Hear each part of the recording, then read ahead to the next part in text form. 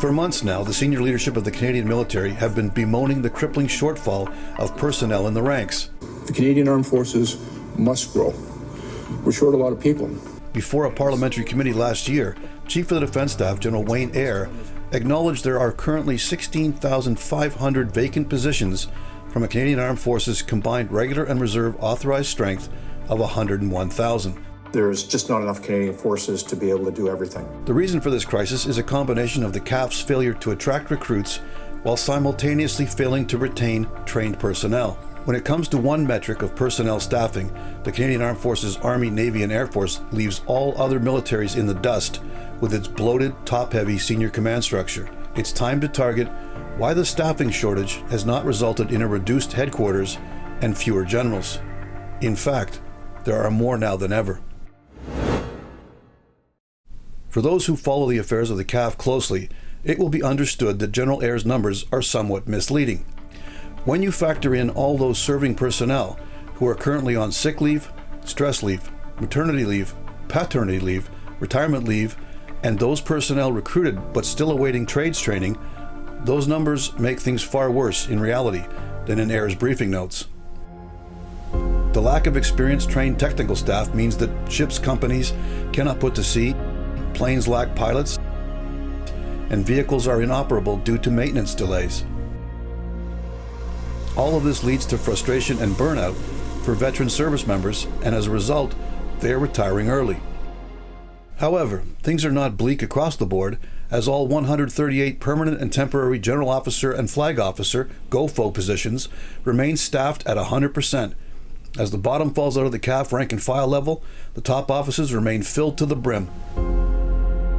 Clearly, the government realizes that even a casual observer will question that bloated ratio of GOFOs to the dwindling number of troops they still command. On the official Government of Canada website, it states, "The Canadian Armed Forces is structured to have 631 regular force members per one GOFO, which makes us lighter at the top when compared to like-sized military forces of some of our closest Commonwealth allies." This is a classic example of, well, to be blunt, horseshit.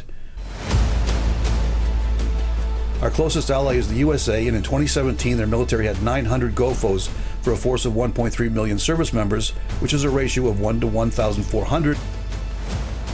The US Marine Corps has just 62 GOFOs for some 180,000 jarheads, which is an impressive ratio of almost 1 GOFO per 3,000 Marines. The British press recently questioned why their army was commanded by 53 general officers when the troop strength had dropped to 70,000. That would be a ratio of 1 GOFO per 1,300 British soldiers. So no, we are not lighter at the top than our allies, as the government website claims. Quite the opposite is true. The worst part about this top-heavy structure of the Canadian military is that it is not a new problem. Back in 1995, in the wake of the Somali scandal, which has shone a public spotlight on the darker reality of the CAF, citizens questioned why Canada had 96 GOFOs for a military with only 65,000 regular force personnel. The Liberal government of the day had been quick to disband the entire Canadian Airborne Regiment overnight, but in the case of the bloated command structure, they set a goal of 1 GOFO per 1,000 personnel to be achieved through natural attrition. Fast forward nearly 3 decades, and that 96 is now 138, and while authorized a regular force strength of 71,000, the actual number is less than 60,000. This means that despite a passage of time which extends beyond that of a full military career, that attrition morphed into addition.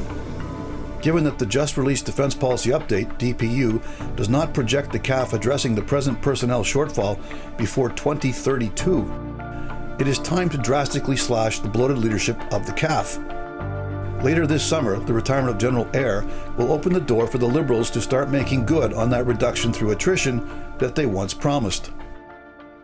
Given the reduced size of the CAF, the next CDS should remain a Lieutenant General, aka a 3-star general rather than a full 4-star general.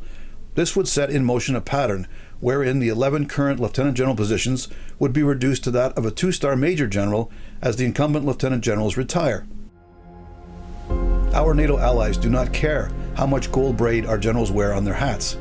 They care about how much actual combat capability we can deliver. And right now, it isn't much. This has been On Target. I'm Scott Taylor.